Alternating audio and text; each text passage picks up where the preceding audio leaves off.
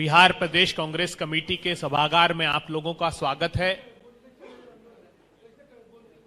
आज हम अभिभूत हैं कि हमारे बीच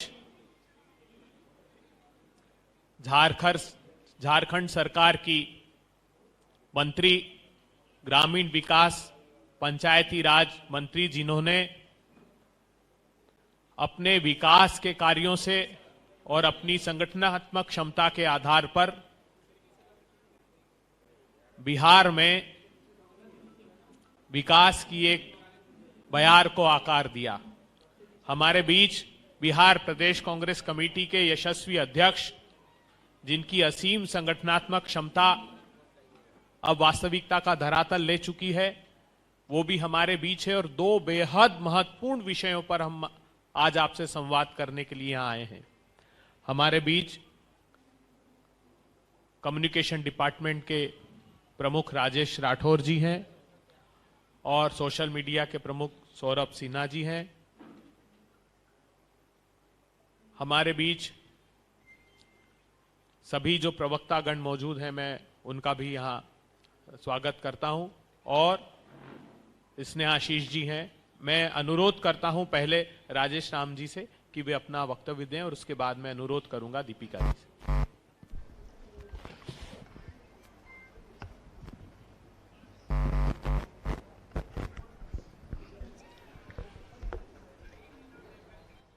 सर्वप्रथम आप सभी को धन्यवाद। आज के इस विशेष प्रेस वार्ता में संदर्भित दो विषयों पर चर्चा होगी, जिसकी चर्चा पहले मैं करूंगा और दूसरे विषय पर हमारे महागठबंधन के झारखंड सरकार के माननीय Deepika Pandey Singh ji, मंचासीन all India Congress committee के सम्मानित विद्वान और रिसर्चर, कम्युनिकेशन डिपार्टमेंट के बिहार मामलों के प्रभारी, सम्मानित अभय दुबे जी, मंच पर विराजमान बिहार के कम्युनिकेशन डिपार्टमेंट के चेयरमैन सम्मानित राजेश राठौर जी, मंचासीन आईटी डिपार्टमेंट के सम्मानित चेयरपर्सन सौरभ जी और हमारे बगल में बैठे युवा सम्मानित कृष्णान जी और यहाँ उपस्थित हमारे पार्टी के वरीय कार्यकर्तागण, नेतागण, इलेक्ट्रॉनिक्स एंड प्रिंट मीडिया के सम्मानित साथीगण, सोशल मीडिया एवं तमाम प्लेटफार्म से जुड़े सभी को मैं अभिनंदन करता हूं, स्वागत करता हूं और धन्यवाद देता हूं कि आपकी और हमारी रिश्ते हमेशा एक साथ होने की होती है और जब बिहार प्रदेश कांग्रेस कमेटी आपको याद करती है, आप भी भागे दौड़े आ जाते हैं। इसके लिए भी कोटि कोटि धन्यवाद। आज जो विषय पर मैं आपके सामने जो बातें कहने वाला हूं और वो है देश के सर्वोच्च संस्था न्याय पद्धति के देश में संचालन कर रहे और संविधान के रक्षा के लिए बनाए गए सर्वोच्च न्यायालय के मुख्य न्यायाधीश के हमले, जो अपमानजनक हमले, मुझे ये कहने में भी संकोच हो रही है और भावना बहक रही है कि एक न्यायाधीश जो सर्वोच्च न्यायालय के न्यायाधीश के ऊपर जिस तरह से उनको जूते फेंक करके अपमानित करने का काम किया गया है, उसके लिए निंदा शब्द से भी बड़ा शब्द हमारे पास होता तो वो भी बहुत छोटी होती। देश के संविधान बाबा साहेब के मूल्यों के आधार पर न्यायपालिका, कार्यपालिका और विधायी पालिका, ये तीनों पर निर्धारित है।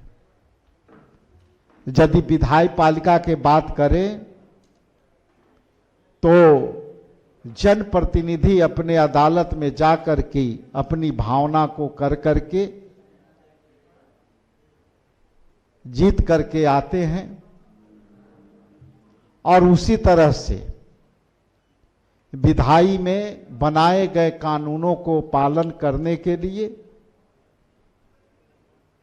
जनता के हित में न्याय पद्धति बनाई गई और इसे निष्पक्ष बनाई गई। और आज बीजेपी और भाजपा और आरएसएस के गठबंधित सरकार ने, मुझे पता नहीं ये बात कहना है उचित होगा कि नहीं, लेकिन गवई साहब जिस उस अंतिम पंक्ति के आते हैं, उसी अंतिम पंक्ति के मैं भी यहां बैठा हूं। और जब मैं ये बातें कह रहा हूं तो मुझे सीधा सीधा एहसास ये हो रहा है कि आज भी दलितों के लिए देश की सबसे सर्वोच्च संस्था जो न्याय की पद्धति को लागू करता है और उसमें भी सर्वोच्च न्यायालय के न्यायाधीश और संविधान के रक्षा करने वाले उस न्यायाधीश के प्रति घृणित प्रतिक्रिया के साथ आरएसएस के एजेंडों के साथ बी.आर. गवई साहब पर जो जूते से अपमानित करने का काम किया है, ये आरएसएस ही कर सकता है, बीजेपी ही कर सकता है। हम इस क्षण को ये भी जाया नहीं होने देते। लेकिन एक बात स्पष्ट है कि जो पिछले पंक्ति में दलित परिवार से आए हुए लोग को आज भी उनकी योग्यता के आधार पर यदि कोई व्यक्ति सर्वोच्च न्यायालय के न्यायाधीश बना है और उसी अयोग्यता के आधार पर आप मानसिक तौर से आप जो है स्वीकार नहीं कर रहे हैं, तो ये सीधा सीधा संविधान पर हमला है, न्यायपालिका पर हमला है और विधायक पालिका का मामला है। विधायक पालिका को जिस तरह से बीजेपी वोट चुराने के पद्धति को लागू करना है, इसीलिए ये सीधा वोट चोर मतलब न्यायपालिका पर हमला, वोट चोर मतलब विधायी पालिका पर हमला, वोट चोर मतलब लोगों की अधिकार का हमला और अधिकारों की रक्षा सर्वोच्च न्यायालय करती है, ये सबको पता है। जब भारत की संविधान की बात करें तो राष्ट्रपति से सर्वोच्च पद और सर्वोच्च न्यायालय में सर्वोच्च न्यायालय के पद से बड़ा कोई पद नहीं होता है। लेकिन पिछले बार आप देखे होंगे कि राष्ट्रपति को भी मंदिर से जाने से रोका गया, बाबू जगजीवन राम को जी को भी मंदिर में जब वो दर्शन किए थे तो दूध और गंगा जल से धोया गया। और बिहार के एक भूतपूर्व मंत्री भी बिहार के एक मंदिर में दर्शन करने गए थे तो उस मंदिर को भी धोया गया था। तो आज कह सकते हैं कि भाजपा ने जिस तरह से देश में की आजादी में जिस तरह से सूच के रूप में अंग्रेजों के साथ दिया, आज मनुस्मृति के संविधान को भाजपा लाना चाहती है, जिसका हम प्रतिकार करते हैं, विरोध करते हैं। और गवई साहब के किए गए अपमानों के लिए बिहार प्रदेश कांग्रेस कमेटी और बिहार के तमाम कार्यकर्ता आज ये आंदोलन करेंगे और इसको हम इस तरह से संविधान पर और न्यायालय पर हमला नहीं होने देंगे। क्या यह बात सच है कि क्या गवई साहब जिस समाज से आते हैं उस समाज के लिए, एक हम लोगों के लिए गौरव का विषय है और आज हम लोग भी इस बात से आहत हो रहे हैं। हम जानते हैं कि कितनी वेदना और पीड़ा के साथ समाज के इस ऊंचाइयों तक पहुंचने में समय लगता है और इसके बाद इसकी जब एक्सेप्टेंस नहीं होती है समाज में तो अपने घर में भी जा करके आदमी अपमानित महसूस करता है। ये दलित होने के नाते इससे बड़ा कोई अनुभव हो ही नहीं सकता। हम हमेशा झेलते हैं, सदन के अंदर भी भेदभाव को, डिस्क्रिमिनेशन को आज भी झेल रहे हैं। कई ऐसे घटना है जिसमें लगातार गांव घर में तो रोज पीटे जा रहे हैं, लेकिन आज बहुत ही भारी मन से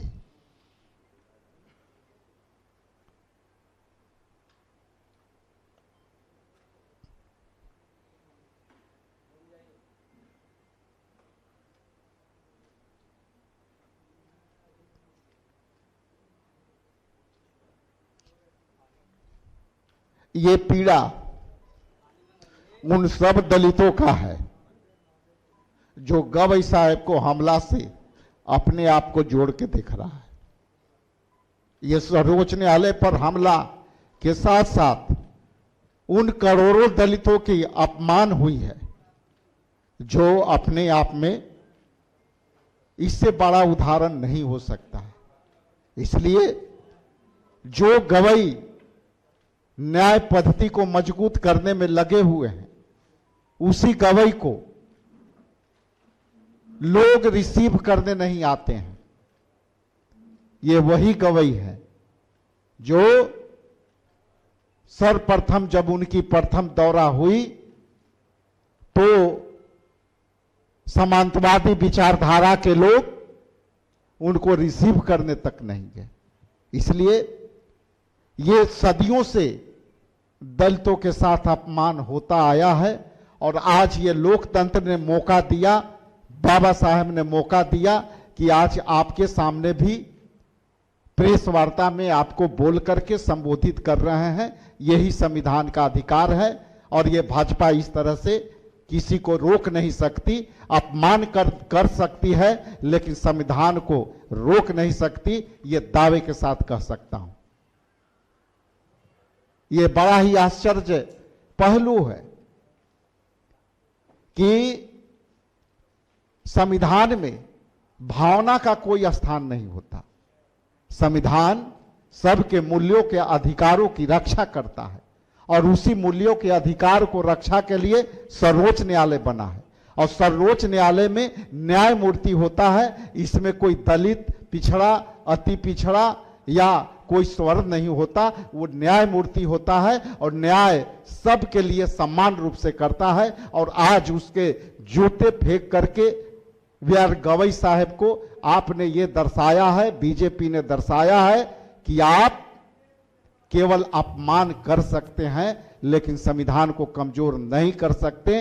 राहुल गांधी जी के नेतृत्व में, खड़गे साहब के नेतृत्व में, हमारे तमाम यहां बैठे नेताओं के नेतृत्व में दीपिका जी पांडे जी यहाँ आए हैं, इनके नेतृत्व में हम संविधान के मूल्यों के साथ हम कोई भी हरासमेंट नहीं होने देंगे और न्यायमूर्ति B.R. गवई के अपमानों का हम आने वाला समय में इसको गंभीरता से लेंगे। इन्हीं चंद शब्दों के साथ आप सबका पुनः धन्यवाद, बहुत आभार। एक मिनट अभी दीपिका जी का वक्तव्य हो जाए। मैं अनुरोध करता हूं दीपिका जी से कि वे आप लोगों को संबोधित करें, बेहद महत्वपूर्ण है दूसरा विषय भी, उसके बाद फिर हम आपके प्रश्न उत्तर लेंगे। बहुत बहुत धन्यवाद अभय जी, AICC के मीडिया इंचार्ज बिहार चुनाव के लिए।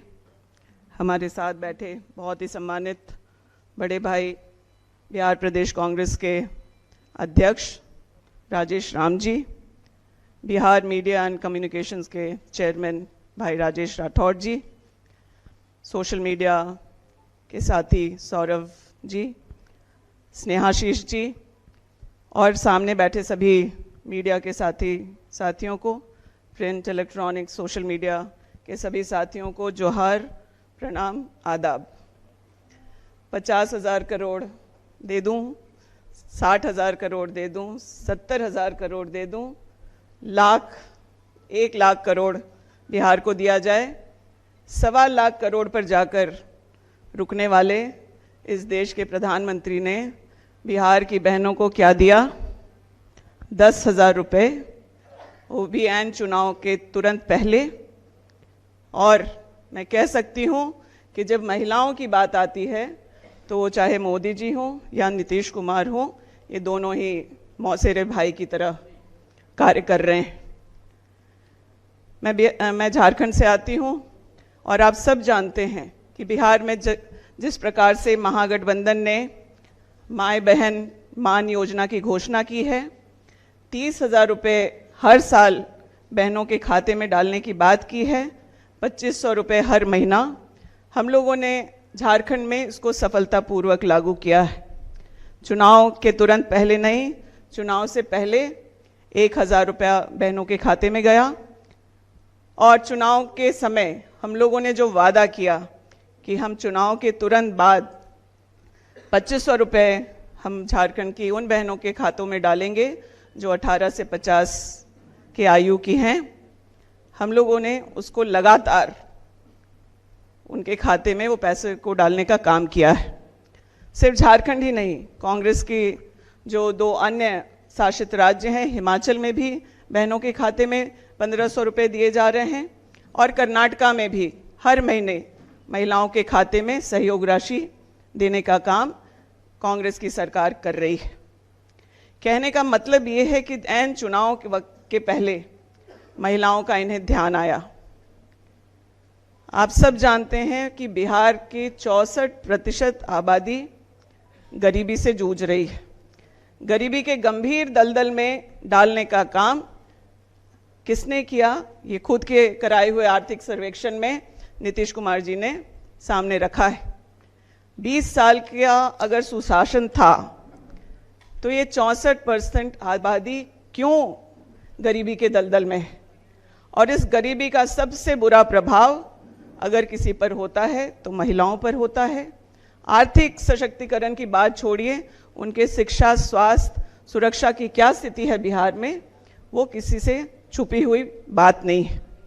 जब महिलाओं की बात आई तो 10,000 रुपये की घोषणा चुनाव के पहले बिहार में कर दिया गया। लेकिन मैं जानना चाहती हूँ कि महाराष्ट्र में पैसे को बढ़ाने की बात हुई थी, मध्य प्रदेश में बहनों के खाते में अधिक पैसे देने की बात हुई थी, पंजाब में हुआ था, तो आखिर किस वजह से चुनाव के बाद उन वादों को पूरा नहीं किया गया? बिहार में क्या कह रहे हैं बीजेपी और जेडीयू के गठबंधन के लोग? क्या ये एक बार 10,000 रुपये ही दिया जाएगा या फिर चुनाव के बाद का इनका मैनिफेस्टो में क्या किन वादों को वो कर रहे हैं? अन्य राज्यों में भी जहां चुनाव थे, जहां भाजपा शासित राज्य हैं, वहां महिलाओं को धोखा देने का काम हुआ है। और मैं बिहार की अपनी बहनों से कहना चाहूँगी, हम लोग बगल के आपके राज्य के हैं, वहाँ आप फ़ोन उठा करके पता कर सकती हैं कि बहनों के खाते में समय पर हर महीने 2500 रुपये सरकार देने का काम कर रही है। और हम लोगों की महागठबंधन की सरकार यहाँ आएगी तो आप लोगों को भी 30,000 रुपये हर महीने दिया जाएगा। अगर प्रधानमंत्री की मंशा साफ होती तो मुझे लगता है कि पूरे देश की महिलाओं के लिए कोई घोषणा होती। महिलाओं के शिक्षा, स्वास्थ्य, सुरक्षा पर कांग्रेस की सरकारों ने, गठबंधन की सरकारों ने बहुत काम किए। अब जब इनके आर्थिक सशक्तिकरण की बात आई तो 2024 से अगर केंद्र में बात कर लें और बिहार में तो अब 20 साल की बात होने लगी है, तो क्या महिलाओं के लिए किया गया। यहाँ की आजीविका की बहनों से भी अगर आप जाके बात करेंगे तो आपको पता चलेगा कि आज वो हजारों लाखों के कर्जे में, हर परिवार को, गरीब परिवार को 2 लाख रुपए उद्योग शुरू करने के लिए, कुटीर उद्योग शुरू करने के लिए या व्यापार व्यवसाय करने के लिए बात यहाँ के मुख्यमंत्री ने की थी। वो पैसे क्यों उन बहनों को नहीं मिला? अगर आजीविका की बहनों को यह 2 लाख रुपया मिल जाता तो आज जो भी वो छोटे बड़े काम कर रही हैं, स्वरोजगार से जुड़े हुए, लाइवलीहुड से जुड़े हुए, उसमें उन्हें मदद होती और वो गरीबी रेखा से ऊपर निकल करके आती। तो महिलाओं के मामले में यहाँ की सरकार की मंशा साफ नहीं है। और जहाँ तक बात है कि अगर नीतीश कुमार जी स्वस्थ हैं और वो आगे सरकार चलाएंगे तो वो एक बार आके कम से कम पीसी करके बहनों को बता दें कि आगे उन बहनों के लिए क्या मंशा है। लेकिन यहाँ ढाल बन करके भाजपा के मंत्री, जेडीयू के मंत्री, नाम लेने में भी मुझे कोई हिचक नहीं है, सम्राट चौधरी हो, अशोक चौधरी जी हो, ये लोग क्यों ढाल बन रहे हैं? क्यों जो सीधा संवाद राज्य के मुख्यमंत्री का इस राज्य की बहनों के साथ होना चाहिए, वो संवादहीनता क्यों है? तो सिर्फ सत्ता में काबिज होने के लिए, महिलाओं को बहलाने फुसलाने के लिए अगर यह 10,000 राशि, वो भी बहुत छोटी संख्या में, मुझे लगता है 1.25 करोड़ बहनों के खाते में गया है, बाकी जो बहनें हैं उनके खाते में पैसे क्यों नहीं जा रहे हैं? क्या वो गरीबी से जूझ नहीं रही हैं? क्या उन्हें वह मान सम्मान नहीं मिलना चाहिए? क्या उनके आर्थिक सशक्तिकरण के बारे में कोई सोच विचार है? हमारी सरकार महिलाओं को सिर्फ 30,000 रुपये महीना देने के, हर साल देने की बात नहीं कर रही, सिर्फ इतना ही नहीं कह रही, महिलाओं को मालिकाना हक भी देने का बात कर रही है। जो गरीब दलित परिवारों की महिलाएं होंगी उनको 3 से 5 डिसमिल भूमि देने की बात है। लेकिन इस राज्य में आज किसको जमीन दिया जा रहा है? 1000 एकड़ 1 रुपया सालाना में, जिसका एमओयू राज्य सरकार और केंद्र सरकार, कांग्रेस के यूपीए 2 के वक्त जो एमओयू हुआ था, वह जमीन भी इस देश के सबसे बड़े पूंजीपति को बिजली बनाने के नाम पर देने की बात हो रही है। तो पूंजीपतियों के लिए 1000 एकड़ जमीन आपके पास है, लेकिन अपने इसी राज्य के गरीबों को गरीबी रेखा से ऊपर करने के लिए आप उन्हें 3 से 5 डिसमिल भूमि देने की भी बात नहीं करते हैं। तो ये तमाम बातें हैं।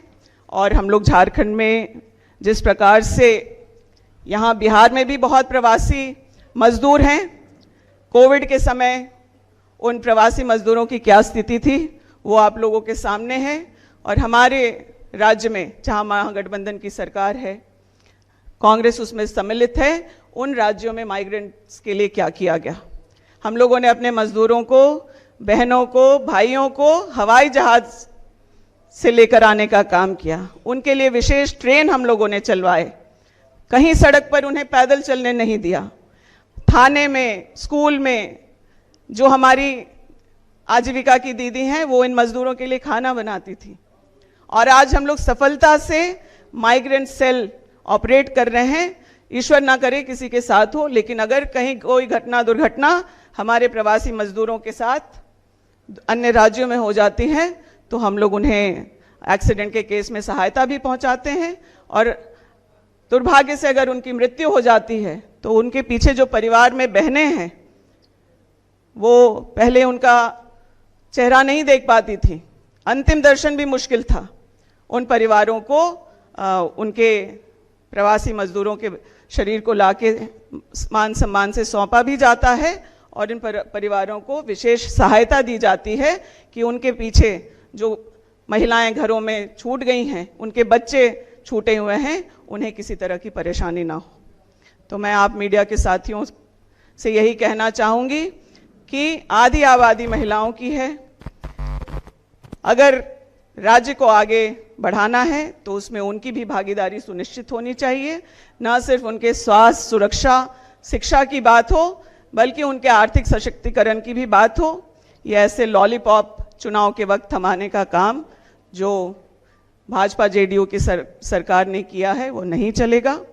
अगर सही में महिलाओं के मान सम्मान और हितों की रक्षा कभी किसी ने की है तो कांग्रेस और महागठबंधन की सरकारों ने की है। हम लोग पेपर लीक से भी निजात दिलाएंगे इस राज्य को। हमारी बहनें जॉब कैलेंडर के हिसाब से नौकरियां भी पाएंगी और आरक्षण को भी हम लोग 50% से अधिक करने का काम करेंगे। मैं इन्हीं बातों के साथ आप लोगों का धन्यवाद करती हूँ। शुक्रिया।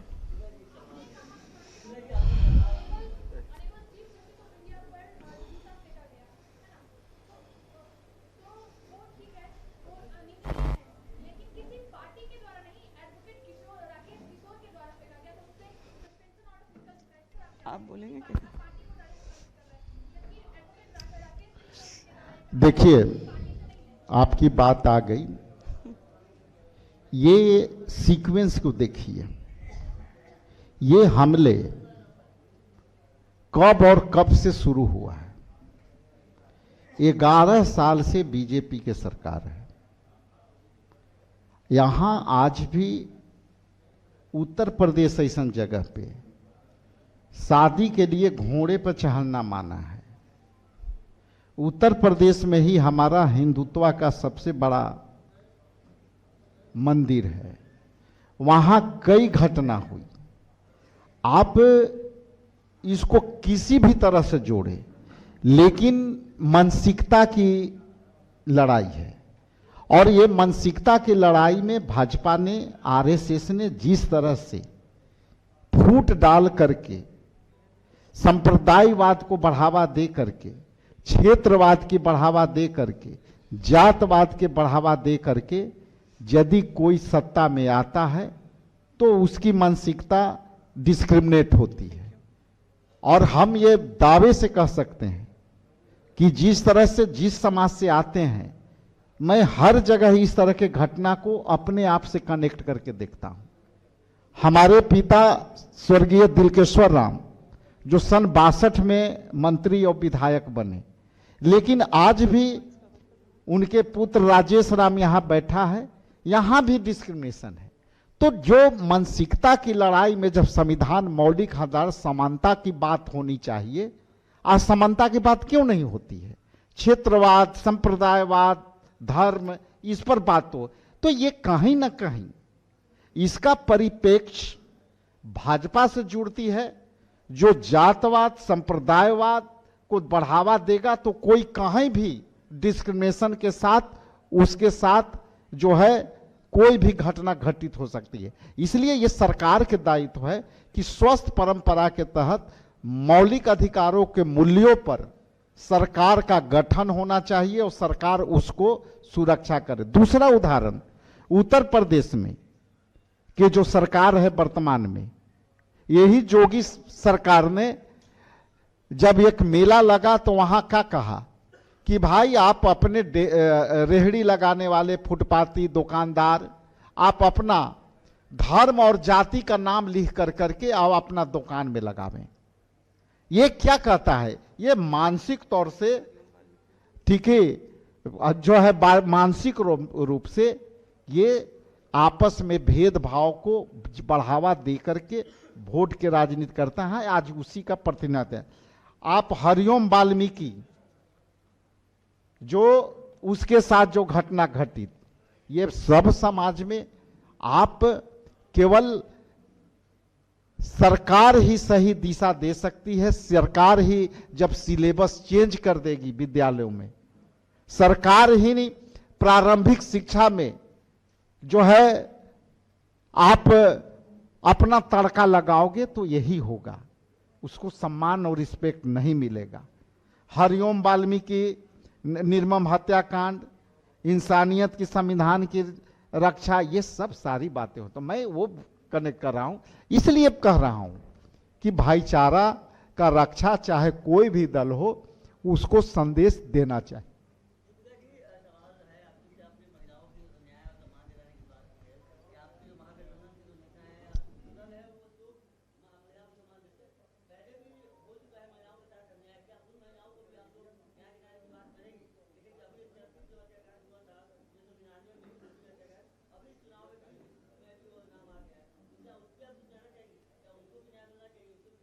देखिए, घटना चाहे बिहार में हो, चाहे झारखंड में हो, या देश के किसी भी कोने में हो, किसी भी महिला के साथ अगर हुआ है तो उसका राजनीतिकरण कम और उसको न्यायिक प्रक्रिया और उसको निदान तक पहुंचाने का काम दायित्व सरकारों का होता है।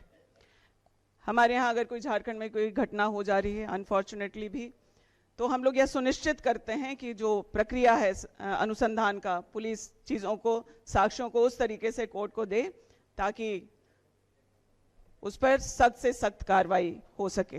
बिहार में भी हम लोग यही उम्मीद करते हैं, और पिछले 20 साल में किसी भी पुराने भी मामले पर अगर किसी ने कोई कार्रवाई नहीं की है तो यह दुर्भाग्यपूर्ण है, और कोई भी महिला के साथ अन्याय हो रहा हो तो मैं उसकी सख्त विरोधी हूं, और उसको न्याय दिलाने के लिए जो भी प्रयास करना होगा उसको करेंगे हम लोग।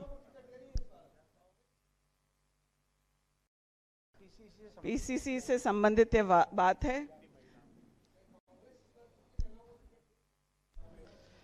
देखिए, अब तक जो हमारा अध्ययन है, और लगातार हम लोग रात दिन काम करके कल 4 बजे रात तक हम लोग ये सारी विषयों पर हम लोग काम कर रहे हैं। कशिश न्यूज और सारे लोग को इतना जरूर आश्वस्त करना चाहेंगे कि जो भी हमारी हिस्सा आएगी उसमें महिलाओं के हिस्सा दिखेगी, और लगता है कि आने वाला समय में आप इसको ब्रेकिंग करेंगे।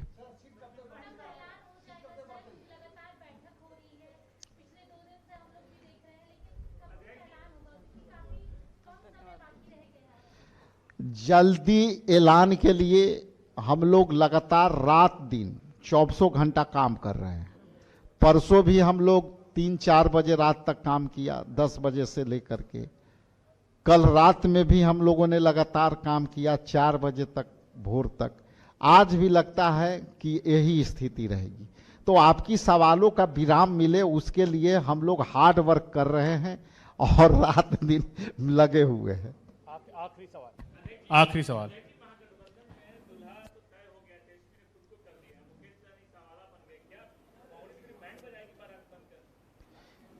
ये बैंड वाली भाषा हमको समझ में नहीं है। बैंड दोनों भाषा में बजता है, बैंड बजाना और बैंड बजना। तो आप किस भाषा के लिए कह रहे हैं वो क्लियरफाई करना पड़ेगा। तो बैंड थोड़े बजाना है, बैंड बजाना मतलब रिश्ता खत्म कर लेना। अब मैं अनुरोध करता हूं, बैंड जिधर बज रहा है उधर थोड़ा बजने दीजिए। 1 मिनट का मौन हम लोग हरिओम वाल्मीकि के लिए और गवई साहब पर जो जूता फेंका है उसके लिए 1 मिनट का हम मौन रखना चाहते हैं। अब आप सब लोगों से